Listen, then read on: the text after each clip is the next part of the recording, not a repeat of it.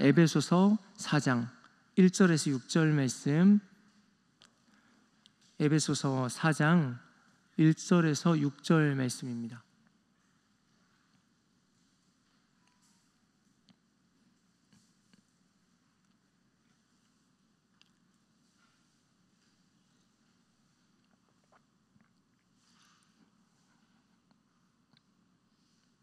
에베소서 4장 1절에서 6절 말씀을 한 절씩 교독해서 말씀 보시도록 하겠습니다. 그러므로 주 안에서 갇힌 내가 너희를 권하노니 너희가 부르심을 받은 일에 합당하게 행하여 모든 겸손과 온유로 하고 오래 참음으로 사랑 가운데서 서로 용납하고 평안에 매는 줄로 성령이 하나 되게 하신 것을 힘써 지키라. 몸이 하나요 성령도 한 분이시니 이와 같이 너희가 부르심의 한 소망 안에서 부르심을 받았느니라. 주도 한 분이시요 믿음도 하나요 세례도 하나요 하나님도 한 분이시니 곧 만유의 아버지시라. 만유 위에 계시고 만유를 통일하시고 만유 가운데 계시도다. 아멘. 이 새벽에 하나님 앞에 이 말씀 가운데 먼저 나아가고 기도의 자리에 먼저 나오는 우리 가운데 하나님께서 온전히 주님이 동행해 주시고 우리 안에 예수로 충만하게 하시는 그런 은혜를 부어주시기를 주님의 이름으로 축원드립니다. 에베소서 말씀은 바울이 감옥에서 쓴 옥중서신 중에 하나입니다. 자신이 감옥에 갇혀 있는 상황에서 자신의 상황을 신경 써야 할 그 상황임에도 불구하고 오히려 바울이 에베소 교인들에게 전할 그 서신을 기록하고 있습니다. 그래서 이 에베소서의 내용에는 바울이 그 감옥에 갇힌 중에서라도 이것만큼은 꼭 말해야겠다, 이것만큼은 꼭 전해야겠다 하는 그런 간절함이 담겨 있습니다. 그런 간절함으로 바울은 오늘 본문 바로 앞부분 에베소서 3장에서 이렇게 말씀했습니다. 이방인들도 예수 그리스도의 그 사랑을 깨달아서 알 수 있도록 또 그 사랑으로 충만할 수 있도록 그렇게 하나님께서 부르신다라고 말씀하고 있습니다. 그리고 나서 오늘 4장 말씀이 이렇게 시작됩니다. 1절 말씀입니다. 그러므로 주 안에서 갇힌 내가 너희를 권하노니 너희가 부르심을 받은 일에 합당하게 행하여. 그러므로 내가 너희에게 권한다고 말씀합니다. 즉 앞에 3장에 말씀한 것처럼 우리 하나님께서 이방인들도 예수 그리스도의 그 사랑을 알고 그리스도의 사랑으로 충만하기를 그렇게 바라시기 때문에 그렇기 때문에 너희에게 이렇게 권한다. 너희가 부르심을 받은 일에 합당하게 행해라 말씀합니다.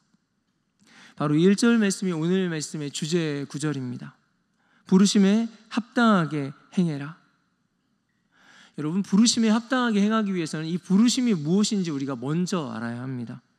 부르심이 무엇인지가 분명해야 합니다. 하나님께서 이 에베소 교인들을 왜 부르셨을까요? 그래서 우리가 앞에 3장에 앞에 나온 내용들을 확인하고 넘어왔습니다. 에베소서 3장 18절 19절에는 이렇게 말씀하고 있습니다. 능히 모든 성도와 함께 지식에 넘치는 그리스도의 사랑을 알고 그 길이와 너비와 길이와 높이와 깊이가 어떠함을 깨달아 하나님의 모든 충만하신 것으로 너희에게 충만하게 하시기를 구하노라. 그리스도의 사랑을 알고 깨달아서 충만하게 하시기를 구한다라고 말씀합니다. 사랑입니다. 하나님께서는 그리스도의 사랑을 알고 그 충만한 사랑으로 충만하도록 에베소 교회를 부르셨습니다. 또한 하나님께서는 그리스도의 사랑을 알 뿐 아니라 그 사랑으로 살아갈 수 있도록 오늘 저와 여러분을 부르신 줄 믿습니다. 이것이 오늘 말씀에 나타난 부르심입니다. 간절히 바라기는 부르심 받은 대로 오늘 저와 여러분의 삶에 그리스도의 사랑이 충만하게 드러나는 은혜가 있기를 주님의 이름으로 축원드립니다. 하지만 아직 본론은 아닙니다. 오늘 말씀의 핵심은 그 부르심 자체가 아닙니다. 오늘 말씀은 부르심 받은 일에 합당하게 행해라 말씀하고 있습니다. 합당한 삶을 살아라 말씀하고 있습니다. 하나님께서 우리를 하나님의 사랑을 알고 경험한 사람으로 먼저 부르셨습니다. 그 사랑으로 충만하도록 부르셨습니다. 그렇다면 여러분 여쭤보겠습니다. 우리 안에 그리스도의 사랑이 충만하면 어떠한 일이 일어날까요? 오늘 말씀에 2절 같은 일이 일어난다고 합니다. 2절 이렇게 말씀합니다. 모든 겸손과 온유로 하고 오래 참음으로 사랑 가운데서 서로 용납하고. 우리 안에 그리스도의 사랑이 충만할 때 겸손, 온유, 오래 참음, 용납. 여러분, 우리가 아무리 겸손하려고 해도, 아무리 온유하려고 해도, 아무리 오래 참으려고 해도, 아무리 용납하려고 해도 그것이 잘 되지가 않는데, 우리 안에 그리스도의 사랑이 가득하면은, 우리 안에 예수가 충만하면은 예수님께서 보여주시는 이 성품들이 저와 여러분의 삶에도 나타나게 된다는 것입니다. 고린도전서 13장에 나오는 이 사랑의 여러 가지 특징들이 우리 삶에서 드러나기 시작한다는 것입니다. 하나님께서 우리를 그리스도의 사랑 안으로 부르셨습니다. 그리고 하나님께서는 우리를 그 사랑의 통로로 또한 부르셨습니다. 여러분, 우리는 그런 사람들입니다. 간절히 바라기는 그리스도의 사랑으로 충만해져서 겸손과 온유와 오래 참음과 용납이 우리 가운데 드러나고 흘러가시는 저 여러분들 되시기를 주의 이름으로 축원드립니다. 여러분, 그런데 1절 말씀을 우리가 계속 보는데 혹시 여러분 느끼셨습니까? 오늘 1절 말씀드리면서 아직 다루어지지 않은 한 단어가 있습니다. 일입니다. 너희가 부르심을 받은 일에 합당하게 행하여. 주님이 우리를 부르시기는 부르셨는데 특별히 우리를 불러서 맡기려는 그 일이 있다는 것입니다.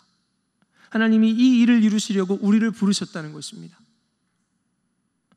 도대체 그렇게 그에 합당하게 겸손과 온유와 오래 참음과 용납으로 사랑하도록 그렇게 우리를 권면하시면서 이루시고자 하는 그 일이 무엇일까요?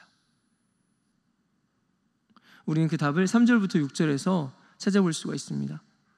굉장히 간단합니다. 3절에서 6절에 어떤 단어가 제일 많이 반복되는 것처럼 여러분 보이십니까? 하나, 하나, 하나. 3절에서 6절 말씀 제가 다시 한번 보도록 하겠습니다. 평안에 매는 줄로 성령이 하나 되게 하신 것을 힘써 지키라. 몸이 하나요 성령도 한 분이시니 이와 같이 너희가 부르심의 한 소망 안에서 부르심을 받았느니라. 주도 한 분이시요 믿음도 하나요 세례도 하나요 하나님도 한 분이시니 곧 만유의 아버지시라. 만유 위에 계시고 만유를 통일하시고 만유 가운데 계시도다.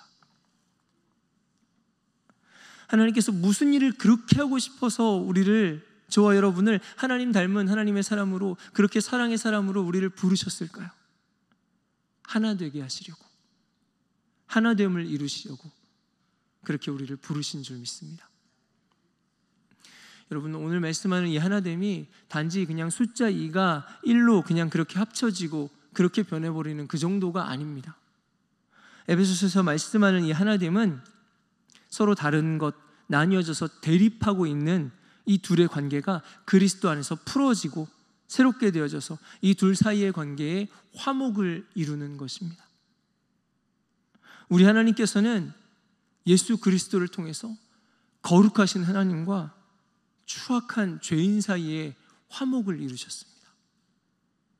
하나님께서는 그렇게 우리로 그리스도의 사랑을 알게 하시고 그 충만한 것을 우리도 충만하게 하셨습니다. 서로 사람 취급을 하지 않고 서로 상종도 하지 않았던 유대인들과 이방인들이 그리스도 안에서 하나가 되었습니다. 이것은 상상도 할 수 없는 이야기입니다. 그런데 도저히 불가능할 것만 같은 그 일이 이루어집니다. 바로 여기에 저와 여러분의 부르심이 있습니다. 우리가 그리스도로 충만하면은 그리스도께서 하신 그 일들이 우리의 삶에서도 드러나고 이루어질 줄 믿습니다.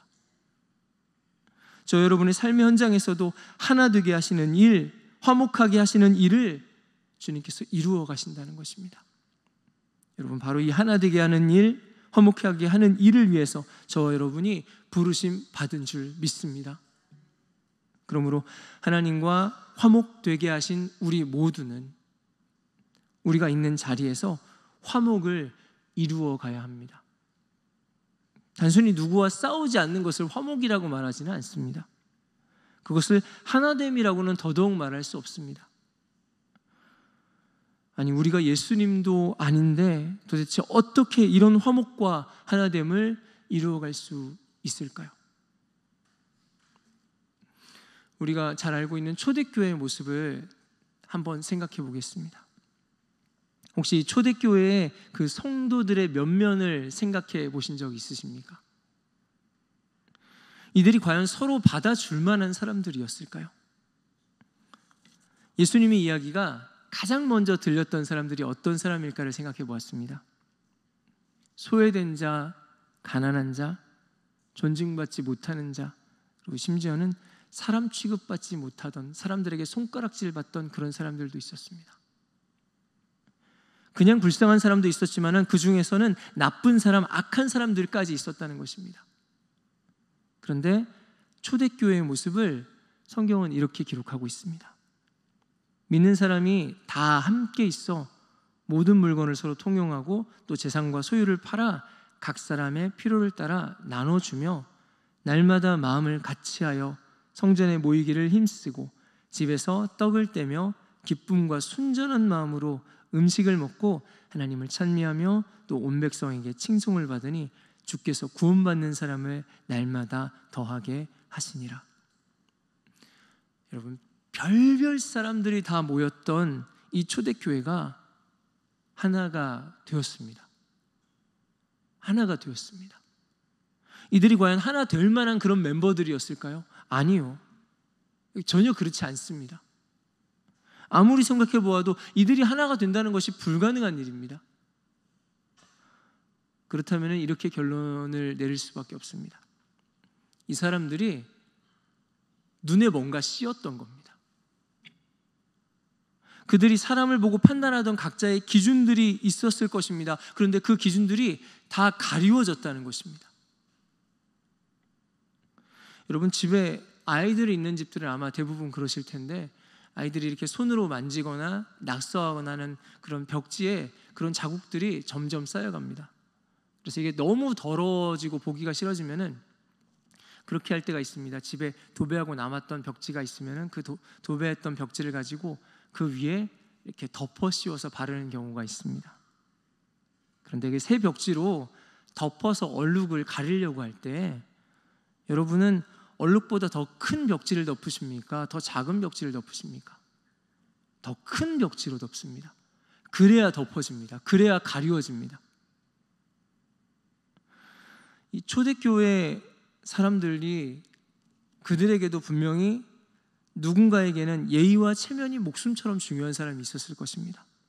누군가에게는 어떤 것을 효율적으로 처리하는 것이 너무너무 중요한 사람이 있었을 것입니다. 누군가에게는 질서가 중요하고요, 누군가에게는 말과 인격, 그 사람의 됨됨이 성품이 중요한 사람이 있었을 것입니다. 그런데 여러분, 그것들이 안 되는 인간들이 모여서 공동체를 이루어가고 있습니다. 자신이 생명처럼 여기는, 자신이 너무너무 크게 귀중하게 여기는 그 기준들보다 더 큰 무언가가 이들 가운데 덮어 씌워지지 않고는 불가능한 일입니다. 여러분, 저와 여러분들에게는 어떠한 커다란 중요한 기준들이 있으십니까? 내게는 너무나 중요한 이 예의라는 기준이 그리스도의 사랑으로 덮어져 버립니다. 내게는 너무나 중요한 이런 상식이라는 기준이 그리스도의 사랑으로 덮어져 버립니다. 내게는 너무나 중요한 어떤 사람의 태도와 모습이 그리스도의 사랑으로 덮어져 버립니다. 우리 각자의 중요하고 커다란 그 기준을 덮어 씌우려면은 사실은 우리 안에 더 큰 것이 필요합니다. 사람들이 사랑에 빠졌을 때 괜히 눈에 콩깍지가 씌었다고 말하는 게 아닙니다. 덮어 씌우는 무언가가 더 커야 하는데 우리가 만난 그리스도의 사랑이 더 크신 줄 믿습니다. 더 큰 것으로 덮어지면 그 어떤 것도 괜찮습니다. 견딜 수 있습니다. 참을만 합니다. 여러분, 우리 주변에 더 온전한 사람들이 있어야 하는 것이 아니라 우리 안에 더 큰 사랑이 있어야 하는 줄 믿습니다. 그래서 하나님께서는 부르신 일에 합당한 모습을 이렇게 말씀하셨습니다. 2절 말씀 다시 보겠습니다. 모든 겸손과 온유로 하고 오래 참음으로 사랑 가운데서 서로 용납하고 우리가 사랑함으로 화목케 하고 하나 되게 하고 그 하나됨을 지켜갈 수 있다고 말씀하십니다. 단 이 사랑이 우리 안에 있는 우리의 사랑이 아닙니다. 우리의 사랑으로는 할 수 없기 때문에 하나님께서 그리스도의 사랑을 우리 가운데 부어주십니다. 그리스도의 사랑이 우리 가운데 채워져야만 가능합니다. 그냥 하나님이 사랑이 크시구나 아는 것이 아니라 그 이상으로 내게 하나님의 사랑이 더 크게 날마다 하나님의 사랑이 내게 더 그리스도의 사랑이 더 크게 느껴져야 합니다. 그렇게 경험되어져야 합니다. 그래서 우리의 부르심과 우리의 그 사명을 이루기 전에 우리는 나를 향한 그리스도의 그 사랑을 더 크게 경험하고 만나야만 합니다. 우리 가정이 하나 되기 위해서는 그리스도의 사랑이 필요합니다. 우리 구역이 하나 되기 위해서는 그리스도의 사랑이 필요합니다. 우리 교회가 하나 되기 위해서는 그리스도의 사랑이 필요합니다. 오늘 말씀에 비추어서 점검해 보시기를 바랍니다. 혹시 하나 되기 위함이라면서 누군가를 비난하고 손가락질한다면 그것은 가짜 하나 된 가짜 화목입니다. 그리스도의 사랑을 말한다고 하면서도 거기에 하나됨이 아니라 분열과 나뉘어짐이 있다면 그것은 가짜 사랑입니다. 하나님께서 사랑을 통해서 이루시려는 것이 분명합니다. 우리 하나님께서는 하나 되게 하시는 일을 이루어 가십니다. 지금이 나를 통해서 그리스도의 사랑이 흘러가야 할 때입니다. 혹시 내가 있는 곳에 하나님과 화목이 없다고 느껴진다면 나를 통해서 그리스도의 사랑이 흘러가야 합니다. 혹시 내가 있는 곳에 하나됨이 깨어져 있다고 느껴지신다면 지금이 내 삶에 그런 겸손과 온유와 오래 참음과 용납이 드러나야 할 때입니다. 이것이 주님이 가신 길입니다.